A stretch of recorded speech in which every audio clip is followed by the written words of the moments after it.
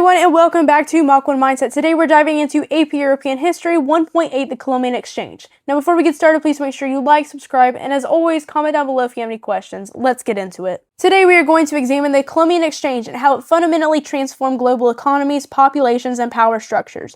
Beginning after Christopher Columbus's voyages, the Columbian Exchange refers to the transfer of plants, animals, people, technology, and diseases between the Old World and the New World. This exchange reshaped the modern world and accelerated European dominance. The Columbian Exchange marked a turning point in global history because it connected continents that had been largely isolated from one another. These new continents did not create equal outcomes. Europe benefited economically and politically, while indigenous societies in the Americas experienced devastating losses. One major consequence of the Columbian Exchange was a shift from Europe's economic center. Before 1500, trade had been dominated by the Mediterranean powers, such as Venice and Genoa. After transatlantic trade expanded, economic power shifted towards Atlantic states, including Spain, Portugal, England, France, and the Netherlands.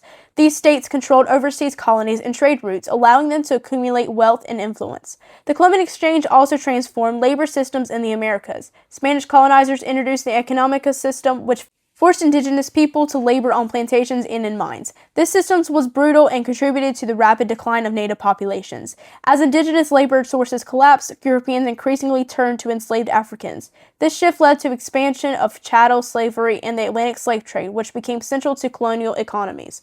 Mercantilism emerged in the dominant economy theory during this period. European states believed that national power depended on wealth, especially gold and silver. Colonies existed to benefit the mother country by supplying raw materials and serving as captive markets. Governments tightly controlled trade to strengthen the state and weaken rivals. The Columbian Exchange also reshaped global agriculture. Europeans introduced crops such as wheat, sugar, and coffee to the Americas, along with livestock including horses, cattle, pigs, and sheep. These animals transformed indigenous ways of life, particularly on the Great Plains, where horses revolutionized hunting and mobility. In return, the Americas supplied Europe with new crops that had enormous long-term effects. Potatoes, maize, and tomatoes improved European diets by providing affordable and nutritious food.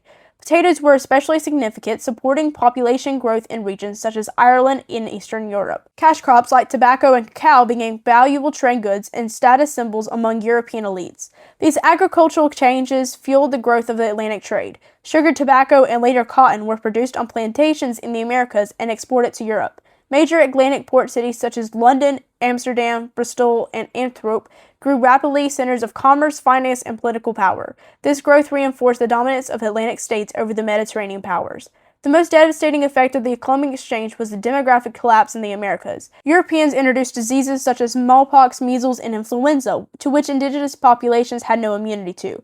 These epidemics killed as much as 90% of some native populations. Entire societies were weakened or destroyed, making European conquest and control easier.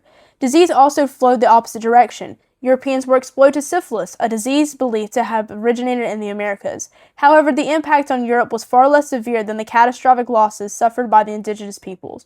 Cultural and religious changes followed conquest and colonization. European missionaries, especially Jesuits, sought to convert indigenous peoples to Christianity. In many cases, native religious practices were suppressed or destroyed. Over time, indigenous African and European beliefs blended together, creating asynchronic religions such as Voodoo in Haiti and Santeria in Cuba. The Columbian Exchange also laid a foundation for modern globalization. It linked continents through trade, migration, and cultural exchange. However, this process was built on exploitation, forced labor, and inequality. European states used wealth generated by colonies to fund wars, expand empires, and strengthen governments. In conclusion, the Columbian Exchange was not simply an exchange of goods. It was a transformative process that reshaped the global economy, accelerated European imperialism, and permanently altered societies across the world. While Europeans experienced population growth and economic expansion, indigenous peoples endured massive population loss and cultural disruption. The Columbian Exchange set the stage for the Atlantic slave trade, mercantilism, and the modern global economy.